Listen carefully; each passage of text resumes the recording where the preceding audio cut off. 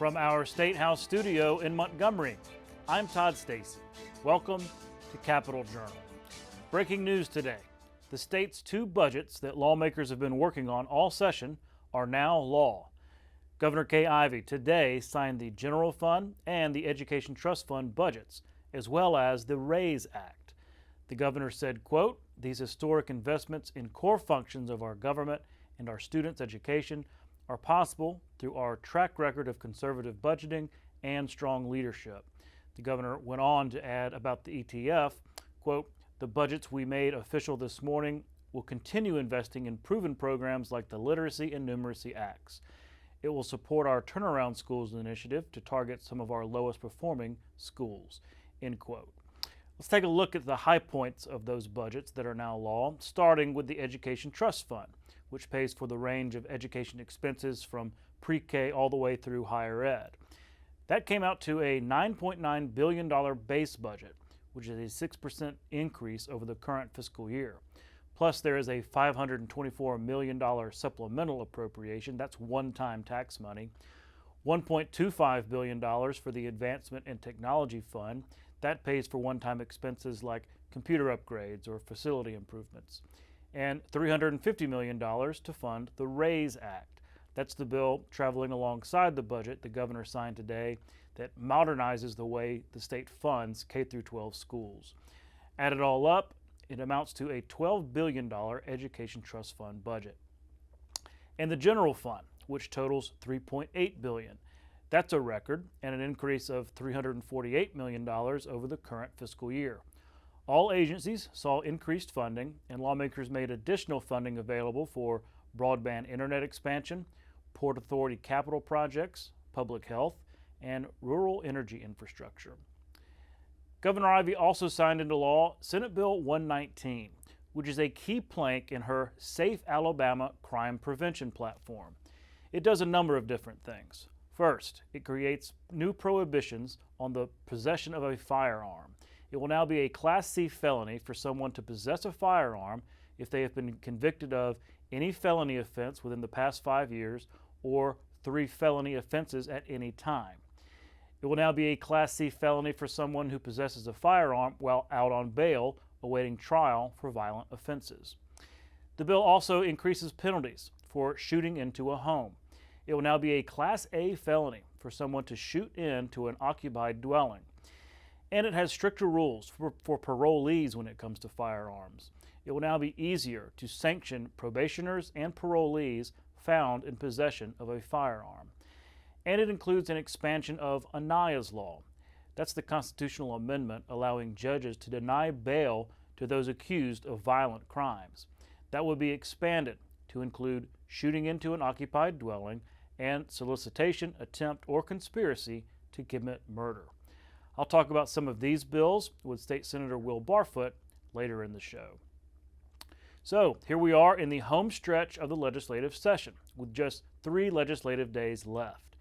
Let's take a look at how that schedule will play out. This week we will see 2 legislative days, Tuesday, May 6th and Wednesday, May 7th.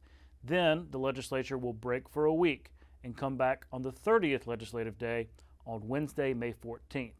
That's the day they will adjourn sine die. There have been talks about adjourning next week, but the slow pace in the Senate and the backlog of local bills will require another legislative day. It will also allow the legislature to overturn any potential vetoes from the governor and avoid pocket veto situations. When lawmakers return on Tuesday, Senate leaders say they're bracing for a packed agenda in the final 3 days of the session. Before adjourning last week, Senate President Pro Tem Garland Gudger laid out his priorities, highlighting several bills that, for one reason or another, haven't made it for a full vote on the Senate floor. Chambliss bill we've had on the agenda, as you've seen. We're trying to make sure that everybody's in line for that, but we'll be talking about that over the weekend. Speedy trials has also been on the agenda, I think, the past 2 days. Are we going to get there? I think the speedy trials has been on 4 times now, and so it gets stopped every time. So maybe we put that at the top of the agenda instead of at the bottom, but I like to give Senator Barfoot a hard time, so we'll see where that comes. But yes, I believe we'll get to that. The main thing for me is local legislation. All politics are local.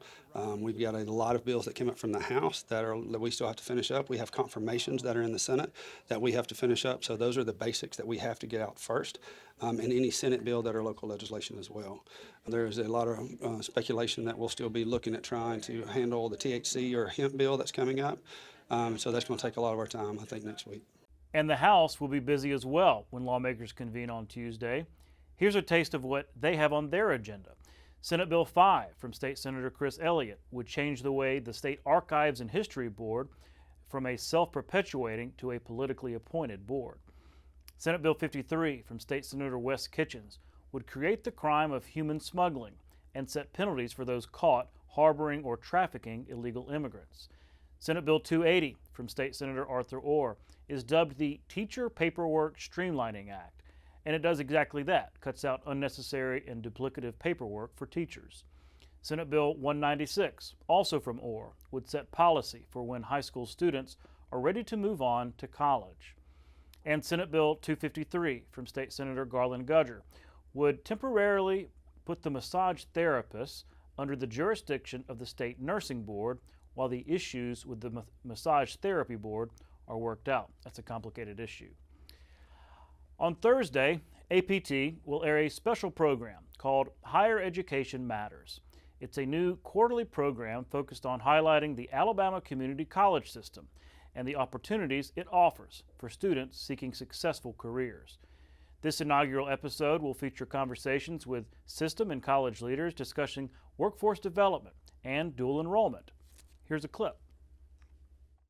Let's talk about the community college system. For those that maybe have heard of it, they know the name, but they're not familiar with exactly your mission. Talk about and give us an overview of kind of what the community college system is and the role it has in serving the state. Every school is out, located around the state, in the business of developing the communities as well as developing a workforce that is skilled and capable of walking into a business and becoming a productive employee for that business.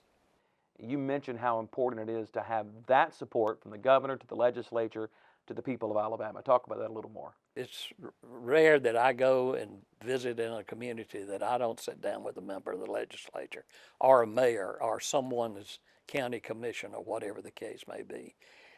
Our mission is to help improve this state, to improve community by community where we're located. And we can't do it unless we join hands with the leadership in that area. And that's what we're doing. We want every member of the legislature, as well as mayors and city councilmen and county commissioners and other leaders, to be a part of working with us to grow the quality that we need in the homes and in the communities. You've been in education most of your entire adult life. What excites you every day to get up and still come into this office and to work for these students and these teachers and the people of Alabama? The people that I work with here in this office and scattered across the state in all of our schools have a common goal to prove to the state that we are better than we may think we are. We are doing things that no one else is doing in this nation. And again, that will air Thursday night at 8 o'clock here on APT. We'll be right back with State Senator Will Barfoot. You can watch past episodes of Capital Journal online at video.aptv.org. Capital Journal episodes are also available on APTV's free mobile app. You can also connect with Capital Journal and link to past episodes on Capital Journal's Facebook page. And you can listen to past episodes of Capital Journal when you're driving or on the go with Capital Journal podcasts. Keep up with what's happening with Capital Journal.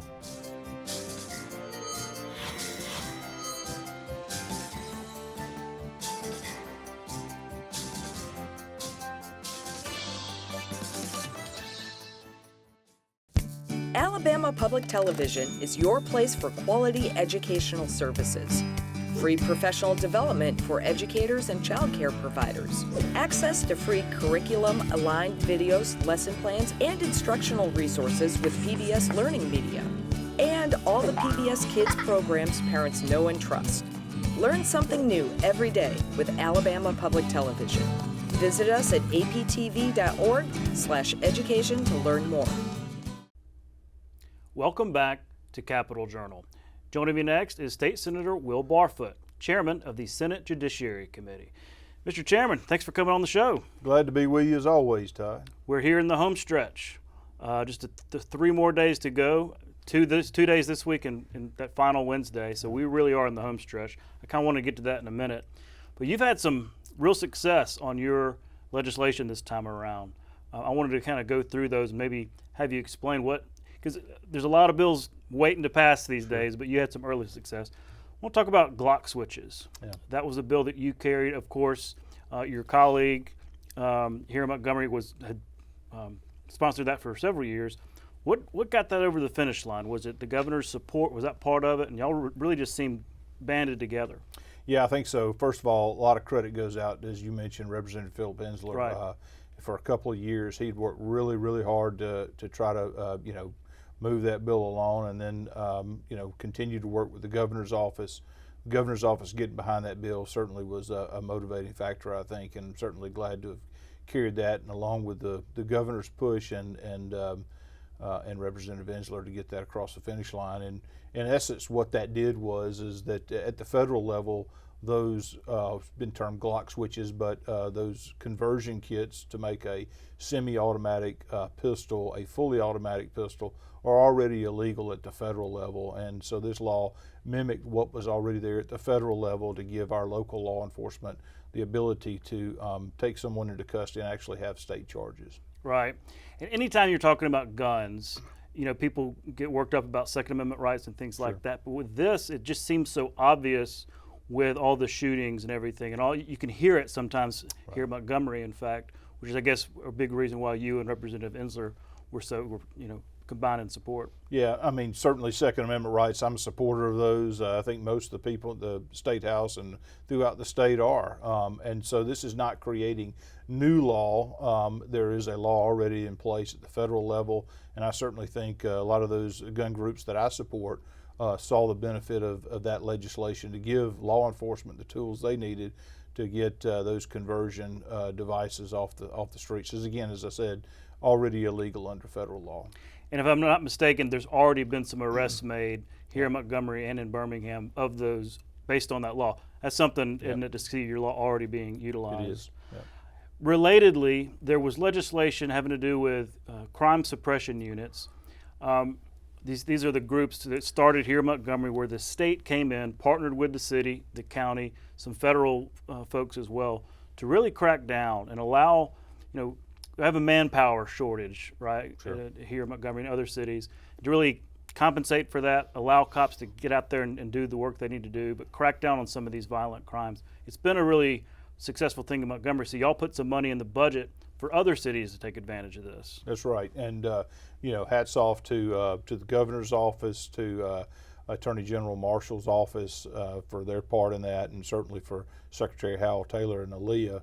Montgomery Sheriff's Department, Sheriff Derek Cunningham, have all done a great job of working with each other to address the problem here in Montgomery. I'm hopeful that, the MAX is the Metro Area Crime Suppression Unit. Some people thought it stood for Montgomery Area Crime Suppression Unit, although we were the first to utilize that and have the benefit of it. But you're right. I mean, we have funded now, continue to fund that in next year's budget, and so hopefully that'll continue, not only in Montgomery, but other high areas of crime throughout the state. Mm-hmm. And I want to get back to that crime issue in a minute, but Anaya's law, you passed an update to Anaya's law, which I guess does it have to go back to the voters in a constitutional amendment, or a little bit of both? Yeah, it would. That constitutional amendment originally, if you remember, I think it was 2019, Representative Chip Brown did a great job of working with Anaya Blanchard, who was the young lady over in Auburn who was kidnapped and brutally murdered, working with her family to come up with what we've deemed now as Anaya's law. So a lot of congratulations go out to Representative Brown and his hard work. Senator Sessions, several years ago carried that in the Senate.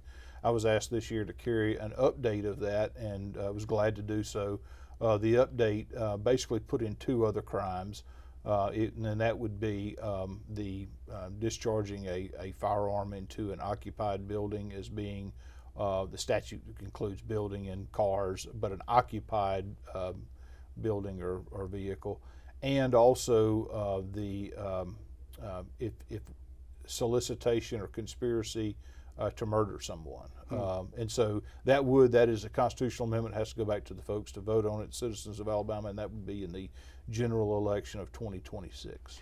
And I should have started from the beginning. This has to do with bail, right? It does. Getting out on bail, getting out on bond, Right. meaning violent folks that are accused of violent crimes, to not let them out, because that's who murdered Anaya Blanchard, right? Somebody that was out on bail. That's correct, and your assessment is right. I mean, first of all, it's not an automatic denial of bail.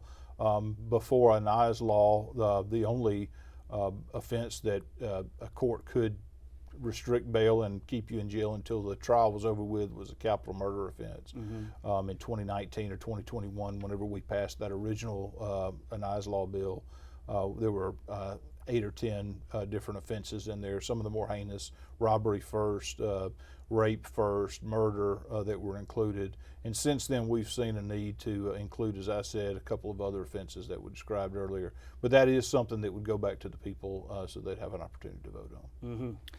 So let's talk about some legislation that you haven't gotten across the finish line quite yet. The Foreign National Driver's Licenses Bill. This is kind of criminal justice, but also has to do with illegal immigration, right? That's right. There's a covalence there. Talk about this bill and where it stands, and you think it'll have time to pass. Yeah, I think so. In essence, Alabama issues what's a foreign national driver's license. So, for instance, if you were, you came over here from overseas, legitimately here. Maybe work at Hyundai. Maybe work at Hyundai. Have a driver's license from another country. You can get a foreign national driver's license issued to you by the state of Alabama. The only difference in those IDs is it has a denoted at the top of the driver's license that you are a foreign national. Well, you're not eligible to vote, right, if you're not a citizen. But once you become a citizen, those individuals who have taken the proper steps to become citizens, some of them have maintained their foreign national driver's license. And you can imagine you're now a citizen, you've taken the proper steps to register to vote, you've gone through that process, and you show up to vote. And sometimes those folks at the poll workers, they see that license that they've been given, it says foreign national on there, and they have a question, should I allow this person to vote? So this just clears up some of that confusion. How does it clear it up? It allows that individual or mandates that individual within a certain time frame of becoming a citizen to go ahead and get a separate Alabama issued license that does not have foreign national on there. I see. And so it's in line maybe to pass the House? I think so, yeah. As soon as tomorrow? I'm hopeful. Yeah. Well, I was also going to ask you about the crime package in general, the big crime of Safe Alabama crime package. Some of it's passed, some of it you sponsored. But there's a holdup on some of it, some of the more controversial parts. Yeah. Y'all had a heck of a hearing the other day in Senate Judiciary, really a couple of days worth of harsh words, real disagreement over that police immunity bill. Yeah. And I know that's probably going to at some point come up in the Senate, but talk about what that took to get it even through that process in committee. Yeah, first of all, a lot of credit goes out to Chairman Rex Reynolds, House Member Reynolds. Did a great job, sponsored the bill in the House. The process in the House, I think, involved several different tweaks and changes along the way. Robust debate, I think, on the House floor. It's been sitting in Senate Judiciary Committee for a couple weeks. As you said, we had a public hearing on that, and then 2 weeks ago, and then last week we actually voted on that. Representative Reynolds has been extremely willing to work with folks. As a matter of fact, there were a couple of amendments that were that he saw minutes before the hearing. I think that was confusing for sure, but we were able to work together to adopt a couple of those amendments, and I think even his own words, those amendments probably make the bill a little stronger. My family was in law enforcement. Daddy was a policeman, uncle was a policeman, 2 uncles that were troopers, and actually had a great uncle that was killed in the line of duty. The law enforcement community throughout the state deserves our respect, and they deserve, to have a set pattern or a set guidelines for which they need to follow. And I think that's what Chairman Reynolds has tried to do. The word immunity is thrown around a lot, and I'm guilty of that too, but it doesn't provide really immunity. What it does is provide a framework for those in law enforcement who may be engaged in something where there's a death or a serious injury, and puts together a framework so that those individuals can, we know what's legal or not legal, and that's if within the color of their office that they, of their job, if they perform a duty and it is unconstitutional, there's still liability there. Right. I was trying to describe it the other day as, there is that extra step where a judge can review whatever happened and decide whether or not it was constitutional, was lawful or not. And the way I thought about it was just watching some of the stories that what happens when a lawsuit does come or a prosecution does come, because you could have, a DA that could benefit politically out of, really being tough on cops, or you could have a super aggressive lawyer who, so that there's that extra step, because without that extra step, that all happens anyway without a judge's review. Is that a decent way to kind of explain? It's a pretty good summary of that, Todd. And I'll just tell you again, I don't think there's anybody that's for those in law enforcement and being able to just go and rambunctiously take matters in their own hand. But I do think society in general has shown that a lack of respect over the years. It's gotten worse for those in law enforcement.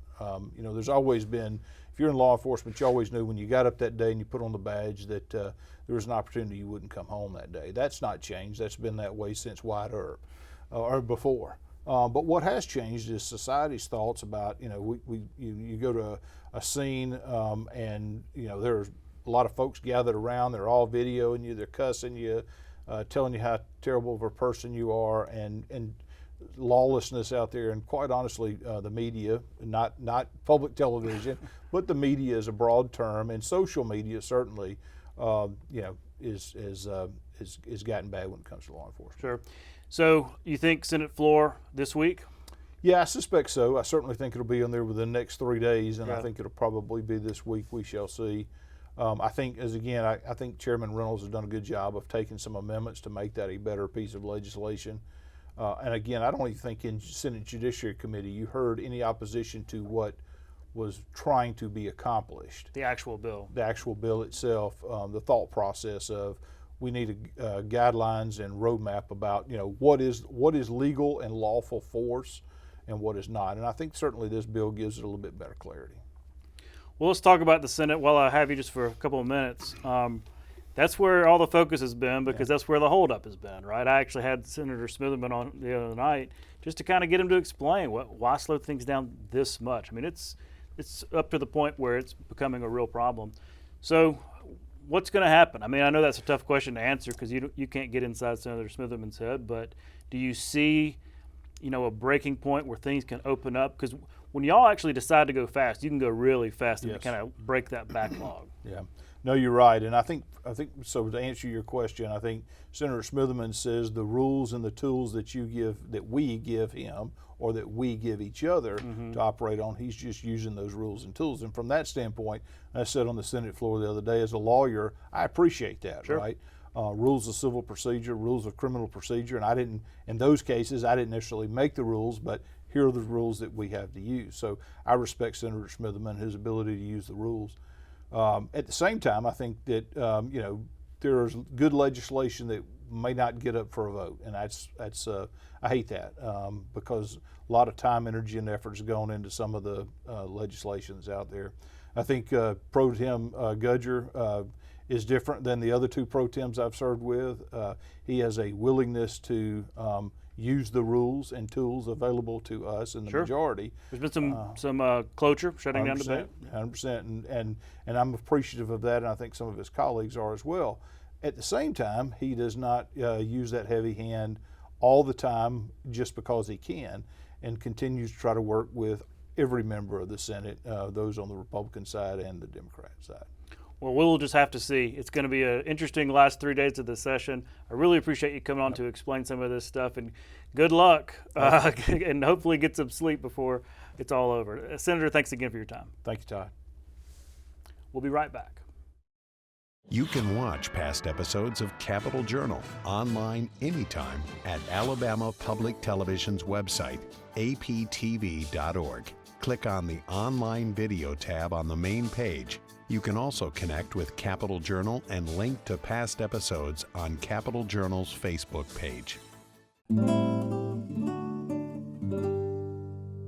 Montgomery native Catherine C. Thornton is a physicist and former NASA astronaut. A veteran of 4 space flights, Thornton has logged over 975 hours in space, including more than 21 hours of extravehicular activity. During her time with NASA, she served on the crew of STS-49, the maiden flight of Space Shuttle Endeavour, helped repair the Hubble Space Telescope, and conducted microgravity experiments in Spacelab.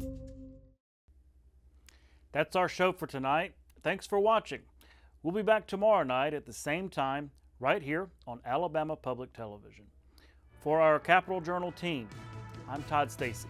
We'll see you next time.